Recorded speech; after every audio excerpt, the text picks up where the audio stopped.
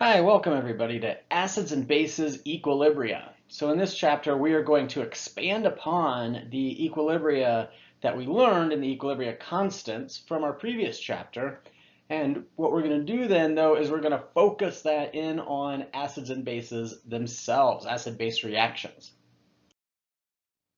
Well, here in podcast 1, we are going to start off by looking at some of the acid-base basics. So hopefully some of this will be review from Chem 1, and then as the chapter progresses, we're going to be building upon many of these basics that we learned early on.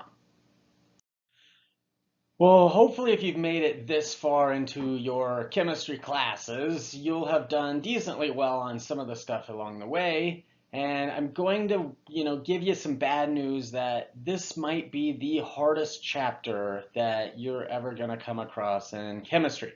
And I'm not talking just like, Chem 1, Chem 2, organic chemistry, but like if you went and got a undergraduate degree in chemistry, this might be one of the hardest single chapters that we're going to come across. The reason is just because it's so broad in nature. There's just a lot of different material and a lot of different moving parts, especially when we start doing the math. All right, now that being said, I don't want to get you scared because I know that we can get through this. I've done it with many students in the past. So let's start off by looking at how we define acids and bases. All right, so in Chem 1, we defined acids as Arrhenius acids and bases. All right, so this was our Chem 1 definition. And that was just basically that acids produce H pluses whenever they're put into water, and bases produce OHs when put into water. And they come together and neutralize to form, well, water. All right, now in Chem 2, here we are going to have to expand upon our definition of what an acid and base is. Really, they're the same thing. It's just another way of describing them so that we can encompass things that don't, obviously do what happens in our Arrhenius definition. These are called Bronsted-Lowry acids and bases. And so what this says is that an acid is going to donate or give away an H+, and bases are going to then accept that H+. So I kind of like to think about these as like ionic reactions when you have like your metals, they love to give away, electrons, whereas our nonmetals love to accept those electrons. Well, acids love to give away H pluses, which are called protons, and bases love to accept those exact same things. So throughout this chapter, we are going to be focusing on our H+ ions as being the exchange between acids and bases.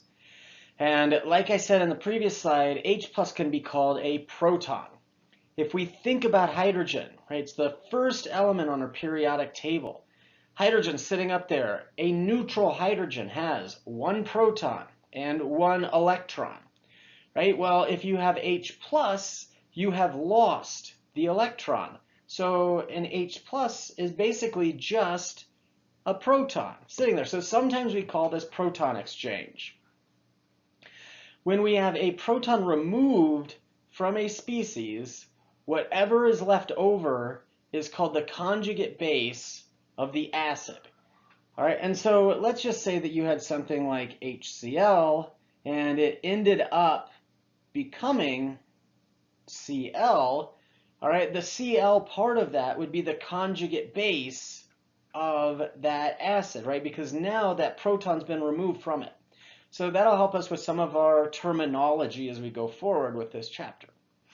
Another thing that we need to know is the definition of something that we call amphiprotic. All right, and so an amphiprotic thing is something that could act as either an acid or a base. Now there's several things that do this, but the most utilized one that we're going to see is water. All right, water can act as an acid and give away a proton, right? So this is when it is acting,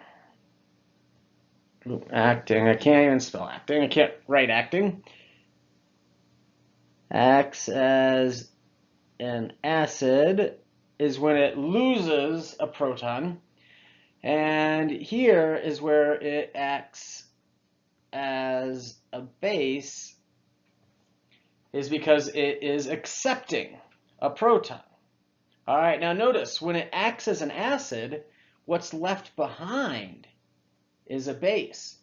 When it acts as a base, what's left behind then is an acid.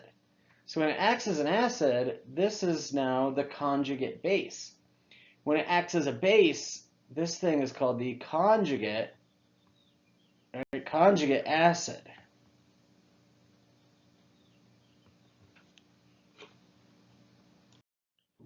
So if we think about an acid, right, an acid can be a proton donor.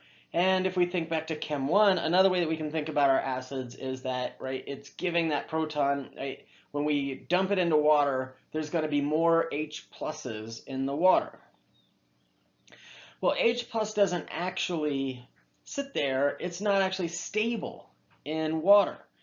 It actually is going to then react with a water molecule. And so the H plus that was given off is going to react with water and become this thing that we're going to call the hydronium ion, which is H3O plus. All right, now depending on what we need, what information we're trying to convey, we can write it as either one. All right, just know that what's really there is the H3O plus. This is what's really in the water. All right, but sometimes we like to shorthand things, right? And so when we shorthand things, we might shorthand it to just be H plus. I mean, come on, right? We're the people that have gotten so lazy that we took the word mole and then we shorthanded it to MOL, and then we were even lazier still and just gave it a letter N, right? I mean, writing MOL was too much for us. So writing H3O plus can be too much as well. So depending on those, sometimes we might want to show everything. Just know that they are interchangeable, right? So interchangeably, we can use those two things. Okay? It's just whether or not we're actually including the whole water when we write out our equation. And we'll see it written out so we can see what I mean by that. Let's work a sample problem here, sample problem 18-1. And here we're going to indicate the acids and bases. And we're also going to end up indicating the conjugate acids and the conjugate bases. All right, so the acids and bases, they are always going to be reactants, as written. The conjugates will always be products, as they are written. All right, so if we go here, right, it says that the acid, right, is the reactant, right? There's that reactant. It's got to be a reactant that donates an H plus. All right, so what we're going to look for is which species had an extra H as a reactant and has one fewer H as a product. So water, notice, had two H's, and now it only has become this OH, so it has lost one of those H's.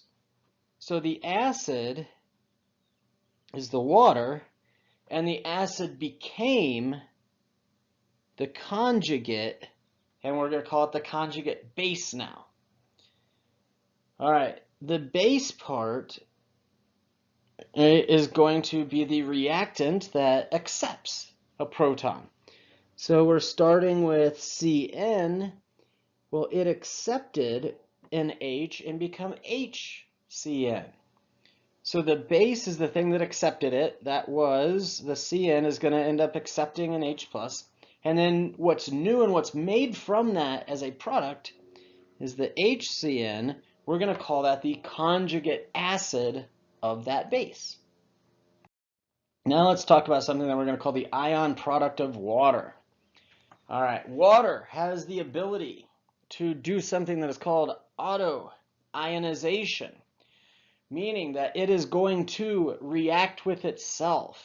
All right, and when it reacts with itself, we can see that written out as this equation here. I have water is reacting with another water molecule. All right, if you've got like a glass of water, right, you've got all these water molecules in there. Eventually they're going to collide with each other. They might have the right sterics and the right amount of energy, and they're going to come to equilibria, right, with some, oh, there's that hydronium ion and some OHs. All right, now the next one, notice that we have shorthanded this equation. All right, so notice that what I'm, gonna put in the box there of orange, this is actually the exact same equation.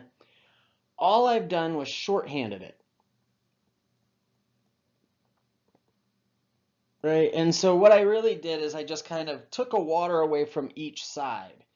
And this is the way that we usually write this, because again, we're lazy chemists and we don't want to write out everything that's happening, right? When we can show what is happening in a little bit of a shorthanded notation. But if we look at this, right, I have a water, and that water is a liquid coming to equilibrium with an H plus that's aqueous and an OH that's aqueous. Well, we have equilibria. That means that this is an equilibria equation. And if we go back to what we know about our equilibria constant for this, then the equilibria constant for this is products divided by reactants. Well, this is H plus times OH divided by, oh, our reactant is a liquid. We leave that out. All right, so the K for this is called the ion product constant of water. We will never call it that. We always just call it KW. All right, so KW is H plus times OH. And remember that K values are temperature dependent. All right. And so at 25 degrees Celsius, KW is 1 times 10 to the negative 14th. We will use KW quite a bit throughout this semester. I'm going to tell you, 99.9% of the time, you are going to use it at 25 degrees Celsius. So if it does not specify, assume we are talking that it is at 25 degrees Celsius. Well, this is going to tell us a few new pieces of information. Right at the top, it says in pure water, H plus is equal to OH. Right, and that's because of our relationship here that every time one water breaks apart or self-autoionizes, it's going to produce one H plus and one OH. And so because of the stoichiometric relationship between the two, those two must be equal to each other. All right, well, we also know that 1 times 10 to the minus 14th is equal to our H plus times our OH. So we have two equations and two unknowns, which means that we can solve for our H plus and our OH, which in pure water means that our H plus concentration is 1 times 10 to the minus 7th, which means that our OH is 1 times 10 to the minus 7th. All right, if they are equal, then we have a neutral solution. Now, right, if they're not equal, so that is when we are not in pure water, then we could have a situation where our H plus concentration was greater than our OH concentration. And if that was the case, then we're going to call it acidic. If our OH concentration happens to be greater than the H plus concentration, then that's going to be called basic. All right, and so we're going to look and determine whether things are acidic or basic coming up in our next podcast, in podcast number 2.